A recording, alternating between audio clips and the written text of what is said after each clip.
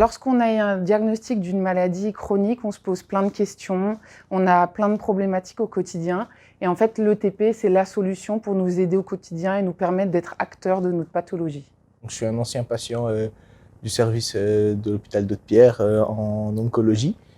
Et donc ça m'a permis d'avoir un suivi un peu plus complet après mon traitement.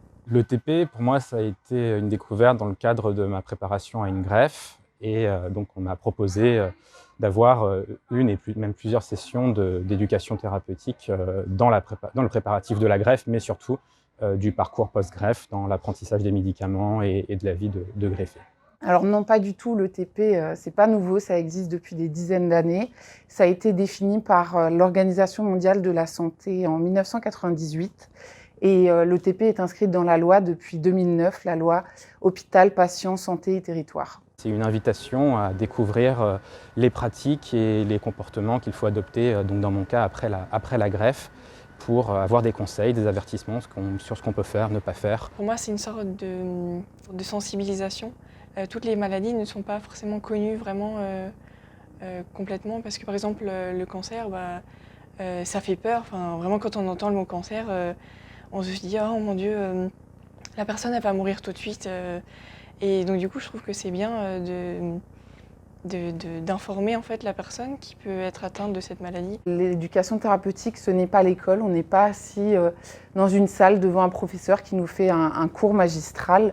Même si en ETP, on parle d'activités éducatives et de pédagogie en santé, en fait, ça va être des activités qui vont être adaptées aux besoins du patient, des séances collectives ou individuelles et vraiment centrées sur une approche patient. J'avais la possibilité de parler de la nutrition post-traitement, des traitements que j'avais encore après les traitements que j'ai suivis. Il y a des ateliers d'échange sur le feeling, comment on se sent après le traitement. Vous pouvez demander à votre médecin généraliste ou encore au spécialiste qui vous suit dans le cadre de votre pathologie et eux peuvent vous orienter vers un programme d'éducation thérapeutique. Alors non, pas du tout. L'ETP est ouvert aux patients qui sont suivis au CHU, mais aussi aux patients qui sont suivis en ville, en cabinet libéral. J'ai rejoint le programme de l'ETP en passant par une application, donc une application qui m'a été proposée par une infirmière coordinatrice. Du coup, en passant par l'application, j'ai pu accéder à l'atelier. C'est pas une obligation, encore une fois, c'était une invitation pour moi dans le cadre de ma maladie chronique, mais en perspective de la greffe et de la post-greffe. L'éducation thérapeutique, c'est pas forcément à l'hôpital. Ça peut être par exemple en centre de réadaptation ou encore dans un réseau de santé. Aujourd'hui, il est possible de le faire en distanciel, comme on dit, donc sur Internet. C'était une vidéoconférence. On était 3, plus le personnel médical. L'ETP, ce n'est pas une consultation classique avec votre médecin. Alors déjà, tout simplement parce que votre médecin n'aura pas la blouse blanche.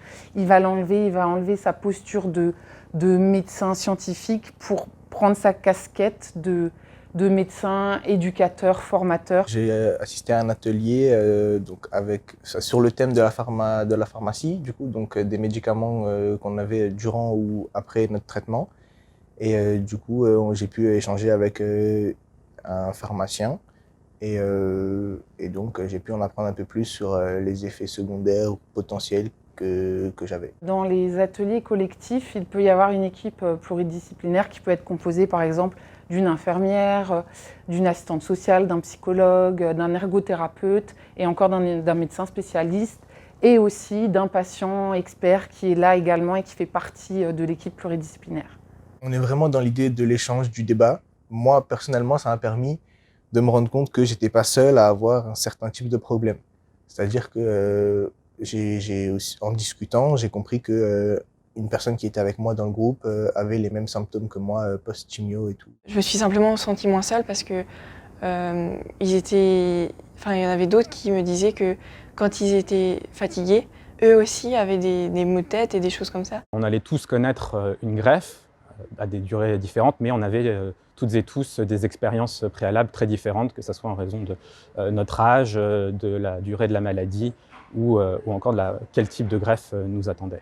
Dans ce groupe de parole, c'était un peu, pas plus intime, mais la parole était plus libre, je trouve, parce que on pouvait parler justement de nos réactions, de comment est-ce qu'on réagissait avec nos traitements, en fait, de notre vie au quotidien. Quand j'ai participé à mon premier atelier collectif, je me sentais très seule par rapport à mon symptôme de fatigue chronique. J'avais l'impression que j'étais la seule à souffrir de ce symptôme.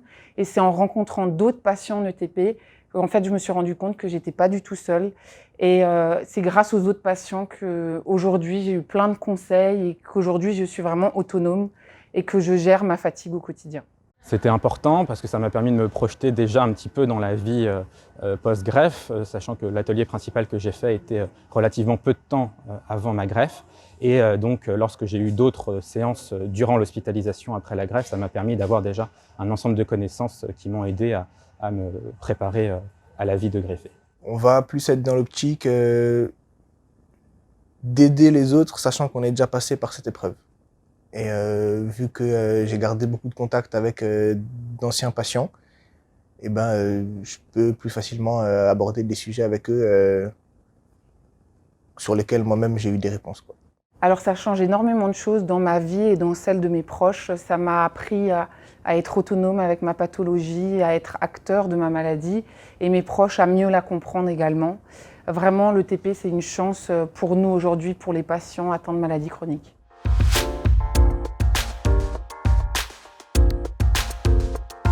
Bah avec, franchement avec. Sans hésiter, avec. Bah, moi, personnellement, je le conseillerais. Avec. Vivement conseillé.